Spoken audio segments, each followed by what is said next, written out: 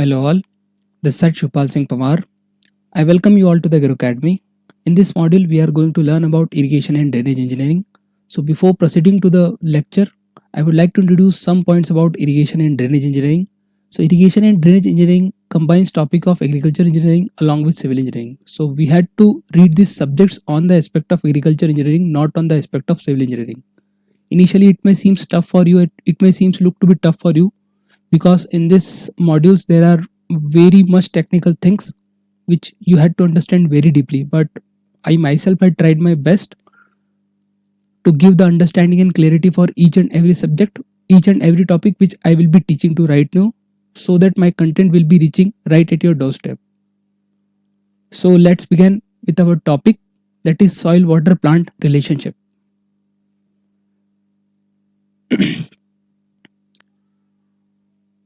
अब हम लोगों ने SWC में soil and water conservation engineering में हम लोगों ने हाइड्रोलॉजिकल साइकिल देख लिया था, बट हाइड्रोलॉजिकल साइकिल में मैंने आपको बताया था कि सनलाइट आएगी तो एक ये वाटर बॉडी है, सनलाइट आएगी तो वाटर बॉडी को हीट करेगी, और वाटर बॉडी को हीट करेगी तो वाटर बॉडी का टेम्परेचर राइज होगा, और वाटर बॉडी का टेम्परेचर अगर राइज होगा तो the water will convert into the water vapour, और वो वाटर वेपर एक कुछ हाइट पे जाके क्लाउड्स बनाएंगे और फिर क्लाउड्स कंडेंस होकर रेनफॉल करेगा. बट हमने ये सारा part soil and water conservation के एस्पेक्ट से देखा था.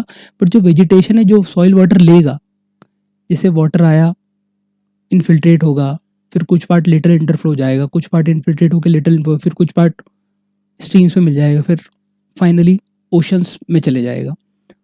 बट जो इनफिल्ट्रेट होके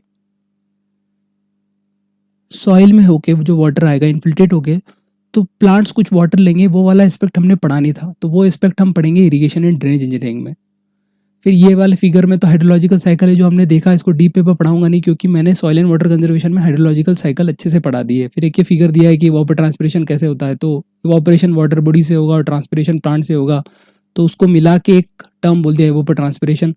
तो यहाँ पे एक इंटरमीडिएट जोन से दिया है कि सॉइल वाटर कैसे सॉइल वेजिटेशन से एसोसिएट है और कैसे इन सब चीज़ों के बीच में एक रिलेशन बन रहा है, तो वो वाली स्टडी हम इस मॉड्यूल में करेंगे. तो एक फिगर है. अब बिफोर स्टार्टिंग, सॉइल क्या है? तो सॉइल 3 फेज सिस्टम है. सॉइल में सॉलिड फेज होता है, लिक्विड फेज होता है और गैसियस फेज होता है. आप देख रहे हैं इस फिगर में कि ये सॉलिड पार्टिकल है, ये बड़े बड़े ब्लॉक दिख रहे हैं आपको, ये सब सॉलिड पार्टिकल. और बीच में पोर्स है, वॉइड्स है. तो वॉइड्स कभी अगर मान लो सॉइल पूरी सेचुरेट है, अगर पूरी सॉइल सेचुरेट है तो जो पूरे वॉइड्स है वो वाटर से फिल हो जाएंगे, अगर नहीं है तो वाटर नहीं होगा, तो इस वॉइड्स में वाटर या एयर हो सकती है. और यहाँ पे रूट सिस्टम देखा है कि रूट सिस्टम कैसे नीचे बियॉन्ड द सब प्रोफाइल कैसे एक्सपांड होती है और कैसे इन वॉइड्स के बीच में रूट्स आती है. फिर यहाँ सॉइल का कंपोजिशन दिया है कि एयर कितना अमाउंट होगी, तो एयर 25% होगा, वाटर 25% होगा, फिर ऑर्गेनिक मैटर होता है 4%, फिर मिनरल्स 46% होते हैं. तो जनरली 50% पार्ट सॉइल का होता है ऑर्गेनिक मैटर और मिनरल्स, और 50% पार्ट होता है एयर और वाटर का. तो soil consist of 3 phase system. One is a solid phase system, another is a liquid phase system, and next one is gaseous phase. अब गैसियस फेज नाम से समझा रहा है कि इसमें एयर होगा, और लिक्विड में, अब लिक्विड में और क्या हो सकता है लिक्विड में सॉइल मॉइस्चर मैंने वाटर. अब सॉइल मॉइस्चर के अलावा कुछ चीज और भी हो सकती है जो कि गैसियस मिनरल्स होंगे, जो गैसियस फॉर्म में यहाँ पे होंगे, वो भी हो सकता है. और सॉलिड फेज में minerals, organic matter and various compound, chemical compound. Why we are studying soil? Because irrigation and drainage engineering associated with soil and water plant relationship. So before proceeding to the topic, we must had a very good understanding about the soil. जब भी जाके हम लोग irrigation and drainage engineering में जो हमारा soil water plant aspect है वो पढ़ सकेंगे, वरना ये चीजें समझ नहीं आएगी. अब ये सॉइल का हॉरिजोन है, जनरली ये BSc AG में होता है, हमारे इसमें भी होता है. हमारे इसमें सिर्फ लेमेन में समझा दिया जाता है कि सॉइल का लेयर्स होता है, फिर सॉइल वेदर होके बनती है. तो मैंने कोशिश किया है कि मैं सॉइल के हॉरिजॉन थोड़ा बहुत आपको पढ़ा दूं ताकि बेटर अंडरस्टैंडिंग हो सके आगे लेक्चर में. तो फर्स्ट जो लेयर होती है वो यहाँ first layer soil profile layer पे क्रॉप्स ग्रो करती है, मतलब हमारी जो भी क्रॉप्स हम ग्रो करेंगे तो वो फर्स्ट लेयर पे होगी. तो फर्स्ट वाली लेयर ह्यूमस की लेयर होती है, ऑर्गेनिक लेयर बोलते हैं. ऑर्गेनिक लेयर माने मतलब वो वाली लेयर जहाँ पे प्लांट्स या एनिमल्स या और भी कोई डिकम्पोज हो, और भी कोई रिमेन्स है जो बॉडी के, जो लिविंग प्लांट्स के, वो डिकम्पोज होके ह्यूमस बनाते हैं. और ह्यूमस होता है डार्क कलर सब्सटेंस। और डार्क कलर सब्सटेंस ह्यूमस होता है, तो ये ह्यूमस प्लांट्स के लिए बेनिफिशियल होता है। क्यों? क्योंकि इसमें बहुत सारे मिनरल्स होते हैं, फिर ये वाटर रिटेंशन कैपेसिटी अच्छी होती है और मिनरल्स से स्टोर करके रखता है, लीच नहीं होने देता है। तो ये मिनरल्स अगर स्टोर करके रखेगा ये वाला पार्ट, तो प्लांट्स को जब भी जरूरत होगी तो प्लांट्स यहाँ से ले लेगा और वो ग्रो हो पाएंगे। तो फर्स्ट वाली लेयर ऑर्गेनिक लेयर, फिर ए वाला प्रोफर टॉप सॉइल है, ये टॉप सॉइल अब दिख रहे हैं। फिर ई इलिवेशन लेयर, इलिवेशन लेयर मतलब यहाँ पे जितने भी जो मिनरल्स हम सॉइल को वाटर देंगे, मतलब इरिगेशन क्या होता है, artificial application of water on the soil is irrigation. तो इरिगेशन देंगे तो कुछ जो मिनरल्स जो सॉइल की टॉप लेयर पे है वो लीच आउट होंगे, तो इस लेयर पे इलिवेशन लेयर पे आएंगे leach minerals and organic layer. फिर सब सॉइल होती है जो कि सरफेस लेयर के नीचे होती है, सब सॉइल होती है जिसमें बहुत सारे बोल्डर्स होते हैं, ग्रेवल्स होते हैं, शेल्स होते हैं। फिर होती है पेरेंट रॉक्स जहाँ से सॉइल बनती है, तो वो पार्टली वेदर रॉक होती है। पार्टली वेदर रॉक इसलिए होगी क्योंकि इनिशियली वेदर होके कुछ अमाउंट पे सॉइल बनी ना, इसीलिए तो पार्टली वेदर्ड है। और लास्ट वाली बेड रॉक होती है जो पूरी अनवेदर्ड होती है, मतलब वेदर्ड होती नहीं होती है। तो सॉइल कैसे फॉर्म होती है? सॉइल फॉर्म होती है वेदरिंग से, वेदरिंग्स ऑफ रॉक्स। ये हम ज्योग्राफी में पढ़ते हैं, बट हमको उतना सॉइल साइंस के डीप में जाने की जरूरत नहीं है, क्योंकि अगर डीप में जाएंगे तो फिर एग्रीकल्चर इंजीनियरिंग कब पढ़ेंगे। तो सॉइल वेदरिंग ऑफ रॉक से बनती है, और फिर वेदरिंग ऑफ रॉक्स को सॉइल को फॉर्म होने में ईयर्स लग जाते हैं, मतलब एजेस लग जाते हैं। इसीलिए सॉइल एक रिन्यूएबल सोर्स नहीं है, सॉइल एक नॉन रिन्यूएबल सोर्स है। अगर इसको आप सस्टेनेबल वे में यूज नहीं करेंगे तो सॉइल एक हमारे लिए, मतलब सॉइल हम लोग डिप्लीट हो जाएगा और फिर हम लोगों के लिए बहुत बड़ी प्रॉब्लम हो जाएगी। तो मैंने आशा है आप लोगों को ये सॉइल ओरिजिन समझ में आया होगा। अब मैंने सॉइल का प्रोफाइल बना दिया। अब सॉइल की प्रॉपर्टीज पे कभी कभार कुछ हमारे एग्जाम्स पे क्वेश्चन आ जाए, जैसे सॉइल स्ट्रक्चर क्या होता है, सॉइल टेक्सचर्स क्या होता है, फिर इसका क्लासिफिकेशंस कैसे करते हैं, फिर साइज कितनी होती है, तो वो मैं डिस्कस कर रहा हूँ अभी। और इन जनरल अगर देखे जाए तो सॉइल की प्रॉपर्टीज अगर हमको पता होगी तो इरिगेशन करने में हमको आसानी होगी, इरिगेशन शेड्यूलिंग करने में आसानी होगी, इरिगेशन प्लानिंग करने में आसानी होगी, और जितनी भी जो इरिगेशन इफिशिएंसीज डिज़ाइन है उनको कैसे मेजर किया जाए वो सब चीज़ों में आसानी होगी। तो फर्स्ट जो सॉइल प्रॉपर्टी है वो टेक्सचर है। अब टेक्सचर क्या होता है, नाम से समझ आ रहा है कि सैंड, सिल्ट और क्ले का कितना प्रोपोर्शन होगा वो टेक्सचर कहला जाएगा। अब सैंड दिखता कैसा है? सैंड जनरली आप लोगों ने देखा होगा, बहुत सारे लोग बीच में गए होंगे या फिर बहुत सारे लोग फार्म फील्ड करते होंगे, एग्रीकल्चर से रिलेटेड होंगे, तो सैंड आपने देखा होगा कि सैंड का जो साइज होता है वो लार्ज साइज पार्टिकल होता है। आप इस फिगर में देखो, लार्ज साइज पार्टिकल आपको दिख रहे हैं और बीच में पोर्स होते हैं बहुत सारे, ये पोर्स दिख रहे हैं आपको, वॉइड्स बोल सकते हैं इनको, और बहुत बड़ा साइज होता है। और पार्टिकल साइज कितना होता है? 0.05 से 2 mm। फिर सिल्ट्स थोड़ा कम साइज का होता है और क्लोजली थोड़े पैक्ड होते हैं सैंड के कंपैरिजन में, और क्ले ज़्यादा पैक्ड होते हैं और इनमें पोर्स बहुत कम होते हैं। तो ये डायग्राम मैंने दिखाया है सैंड, सिल्ट और क्ले। और आप जहाँ भी हो, अगर आप एग्रीकल्चर से रिलेटेड हो या फिर नहीं भी आप एग्रीकल्चर से रिलेटेड हो, तो जो भी फील्ड है वहाँ पे आप देखना कि ये कौन सा सॉइल है, तो आपको बेटर समझ में आएगा कि एक्चुअली सैंड क्या होता है, सिल्ट क्या होता है और क्ले क्या होता है। कभी कभार इन सब का मिक्स होता है, वो भी हम देखेंगे कि कैसे मिक्स सॉइल बनती है। फिर बोलता है कि टेक्सचर्स में be modified by organic matter content clay minerals and their associate ions. अब जो टेक्सचर है ना, relative proportions of sand, silt and clay, इसको हम कैसे इंप्रूव कर सकते हैं? या तो उसमें ऑर्गेनिक मैटर कम मिक्स कर दिया जाए या फिर क्ले मिनरल उसमें मिक्स कर दे तो टेक्सचर इंप्रूव हो जाता है सॉइल का। तो क्वेश्चंस कैसे पूछ सकता है? वो डायरेक्ट पूछ लेगा कि what do you mean by soil texture. तो वो सॉइल टेक्सचर का एक डेफिनेशन एक ऑप्शन में डाल देगा और उसी के साथ पे सॉइल स्ट्रक्चर का डालेगा। तो हम लोग क्या करते हैं, बहुत बार सॉइल टेक्सचर और सॉइल स्ट्रक्चर में कंफ्यूज हो जाते हैं। क्यों कंफ्यूज हो जाते हैं हम लोग? क्योंकि कंसेप्ट की क्लैरिटी नहीं है, इसलिए कंफ्यूज हो जाते हैं। अब मैं आपको बता रहा हूँ कि टेक्सचर क्या होता है और स्ट्रक्चर क्या होता है, तो इसकी क्लैरिटी अब बनी रहेगी। अब टेक्सचर को ना मैं पहचानूंगा कैसे, कि मान लो मेरे पास बहुत सारा अगर मिक्स सॉइल है, मान लो कुछ परसेंट x% सैंड है, x% y% सिल्ट है और z% क्ले है। अगर एक वो सॉइल हुई तो मुझे पहचानने में आसानी होगी, बट अगर मिक्स सॉइल होगी तो मैं कैसे पहचानूंगा? तो इसके लिए United state department of agriculture in लोगों ने एक ग्राफ दिया है या एक चार्ट दिया है, उससे हम पता कर सकते हैं कि ये कौन सा सॉइल है। तो इसमें क्या है कि मैं पहले इसको बताता हूँ कि इस चार्ट को कैसे पढ़ते हैं। मान लो हमारे पास 60% सैंड है और 30% सिल्ट है और 10% क्ले है, या 25 मान लो इसको और 15 मान लो, तो मिला जुला के पूरा हो गया 100%। तो 60% सैंड, सैंड कहाँ है इस ग्राफ में, ये सैंड है। तो 60% सैंड है तो 60% वाली लाइन कौन सी, ये वाली है। Okay, this is the line. और 25% सिल्ट है तो 25% यहाँ आएगा, तो दिस इज द लाइन।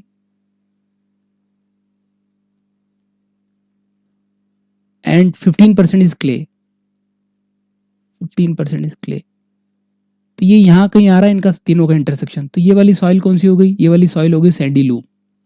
तो ऐसे पहचानते हैं कि कौन सा ये सॉइल है। सॉइल का कंपोजिशन मतलब मेजरली सॉइल को क्या बोलेंगे, तो ये United state department of agriculture ने एक चार्ट दिया है और उससे हम पता करते हैं। अब टेक्सचर्स पर्टिकुलरली करेगा क्या। अब टेक्सचर की डेफिनेशन होती है कि relative proportion of sand, silt and clay. तो टेक्सचर्स करेगा क्या कि अब सैंड, सिल्ट और क्ले का जितना अमाउंट है उसमें मात्रा होगा या उसका क्वांटिटी होगा, उससे वाटर मूवमेंट और स्टोरेज में उसको अफेक्ट करेगा। मतलब वाटर मूवमेंट और स्टोरेज उस पर डिपेंड होगा। कैसे डिपेंड होगा, मान लो अगर उसमें सैंड बहुत ज़्यादा है तो सैंड का पता है कि सैंड का पार्टिकल्स का साइज बड़ा होता है और पोर्स बहुत बड़े होते हैं। तो अगर मैं वाटर यहाँ पे डालूंगा इस सैंडी सॉइल में तो वाटर इन्फिल्ट्रेट होकर नीचे चले जाएगा।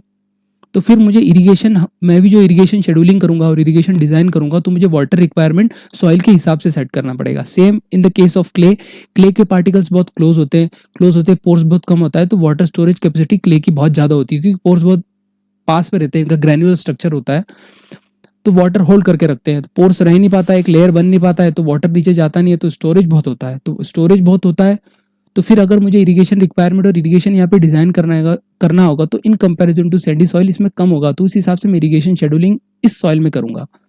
तो texture is important for this reason.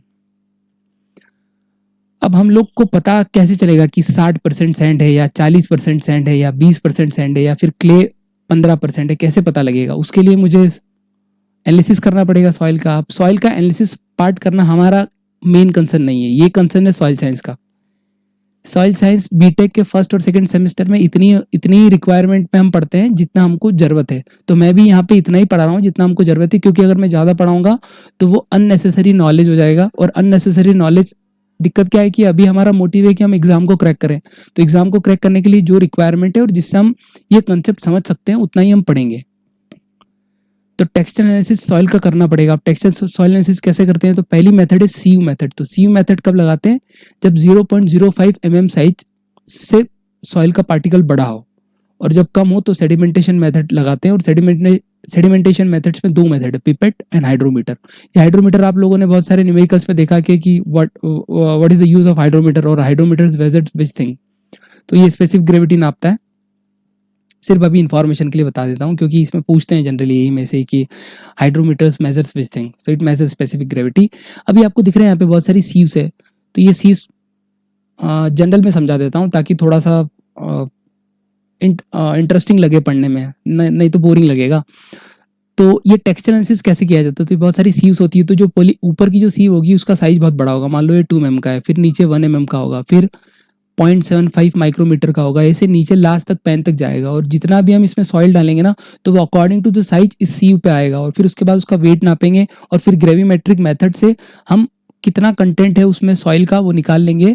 और फिर वो सॉइल निकालने के बाद हम यूएसडीए के क्लासिफिकेशन पे जाएंगे और वो कौन सी सॉइल है वो पता कर लेंगे।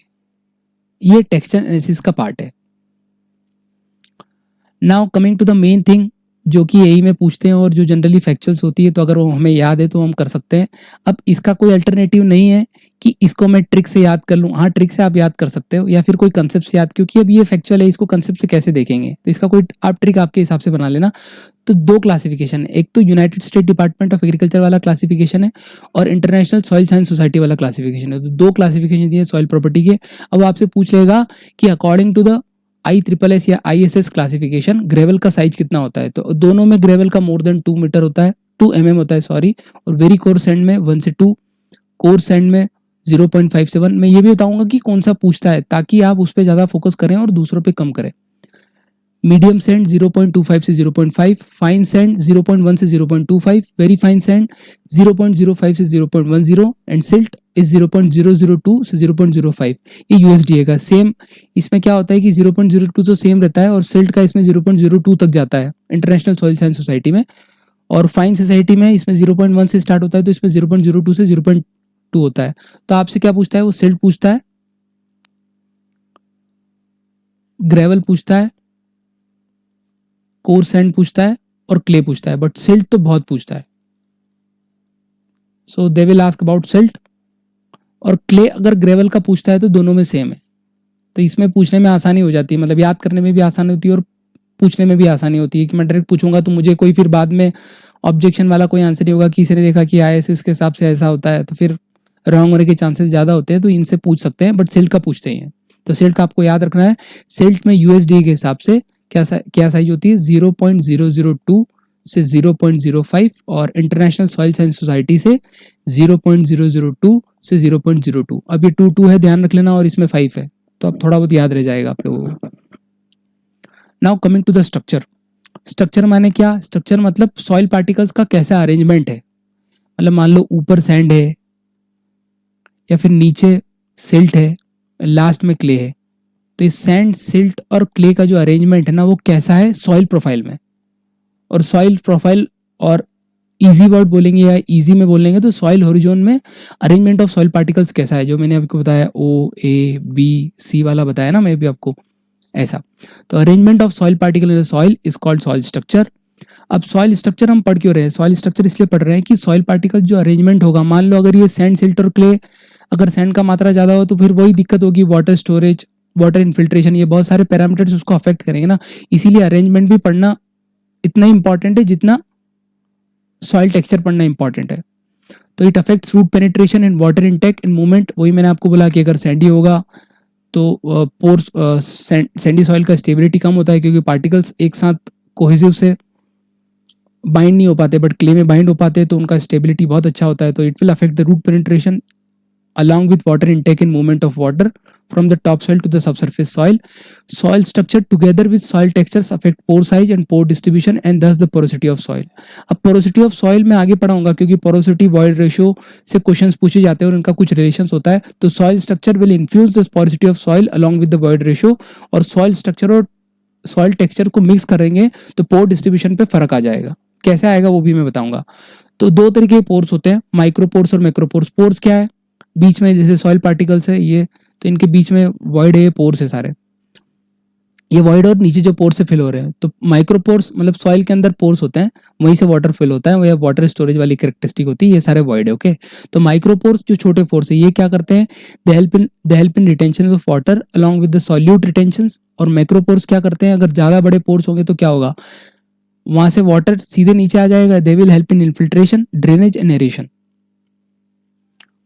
अब मैंने सॉइल स्ट्रक्चर कैसे होता है, मतलब कैसे अरेंजमेंट होता है पार्टिकल्स का, मैंने बताया कितने वे में हो सकता है। तो पहला है ग्रेनुलर, दूसरा है एग्रीगेटेड, तीसरा है ब्लॉकी, चौथा है कॉलमनार और प्रिज्मेटिक, पांचवा है प्लेटी, और छठा है मैसिव।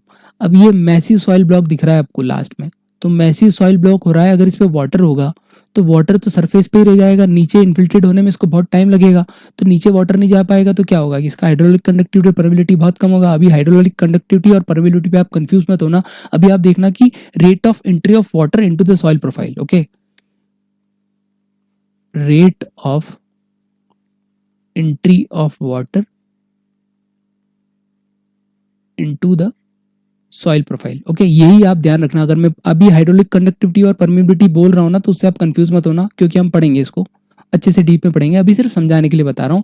और इवन ये सब भी सॉइल साइंस का पार्ट है, बट इसको हमको अगर इरिगेशन एंड ड्रेनेज इंजीनियरिंग पढ़ना है तो उसका कंसेप्ट समझना पड़ेगा, जब भी हम आगे चीजें अच्छे से समझ सकते हैं। अगर मान लो मैं सब सरफेस ड्रेनेज कर रहा हूँ, तो सब सरफेस ड्रेनेज अगर मैं करूंगा, सब सरफेस ड्रेनेज मतलब बिलो द सॉइल आप ड्रेनेज कर रहे हो, तो कैसे करोगे, तो वहां पे आपने देखा होगा कि मोल्ड ड्रेन आप पढ़ते हो, टाइल ड्रेन पढ़ते हो।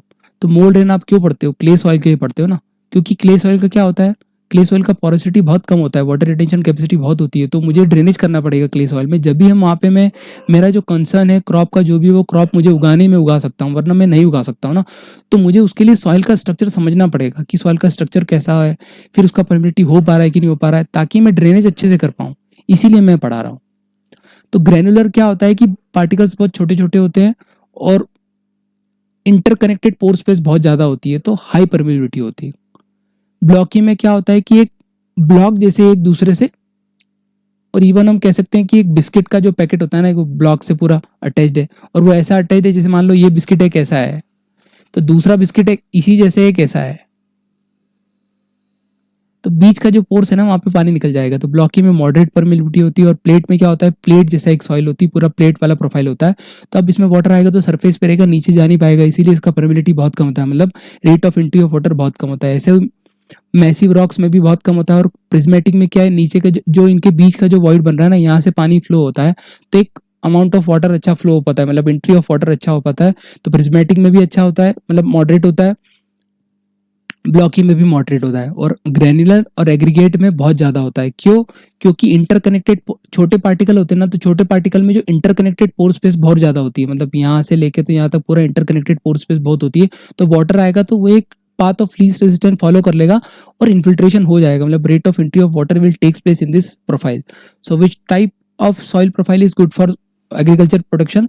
तो ग्रेनुलर सॉइल बेस्ट है क्योंकि इसका परमिलिटी बहुत होता है, सॉइल का पार्टिकल्स भी छोटा होता है। और एग्रीगेट भी ठीक है, बट एग्रीगेट में कुछ कंसर्न्स होते हैं, तो इसलिए बेटर नहीं हो पाता है। बट प्लेटी तो बिल्कुल सही नहीं होता है क्योंकि इसमें ड्रेनेज वाली दिक्कत हो जाती है। सेम मैसिव में भी यही प्रॉब्लम होती है। और कॉलमनार और ब्लॉकी यूज कर सकते हैं, बट बेस्ट इज ग्रेनुलर। तो बहुत बार सॉइल साइंस का एक क्वेश्चन पूछते हैं कि which type of soil is good for agriculture production? तो granular type of soil is good for agriculture production. अभी मैंने आपको सॉइल की प्रॉपर्टीज पढ़ाई है, सॉइल की प्रॉपर्टीज पढ़ा दी है। अब कुछ अगले लेक्चर में हम सॉइल की प्रॉपर्टीज और कुछ डिस्कस करेंगे, जिसमें हम बहुत सारे कंसेप्ट सॉइल साइंस के रिलेट करेंगे, जैसे बल्क डेंसिटी क्या होती है, पार्टिकल डेंसिटी क्या होती है, फिर वॉइड रेशियो और पोरोसिटी में रिलेशंस क्या होते हैं, फिर बल्क डेंसिटी और पार्टिकल डेंसिटी की डेफिनेशन क्या होती है। हम बहुत बार पढ़ लेते हैं कि दिख तो डेंसिटी रहा है, बट इनका दोनों का मीनिंग कहाँ समझ नहीं आता। तो मैं कोशिश करूंगा कि एक्चुअल मीनिंग क्या है। वॉइड रेशियो हम देखेंगे, फिर कुछ सॉइल साइंस के फॉर्मूले हम देखेंगे और पूरा सॉइल प्रॉपर्टी का एक लेक्चर फिनिश करेंगे। और उसके बाद हम हमारा सॉइल प्लांट वाटर रिलेशनशिप करेंगे, जैसे field capacity, permanent wilting point. So आज का लेक्चर इतना ही। That's all from my side. Thank you.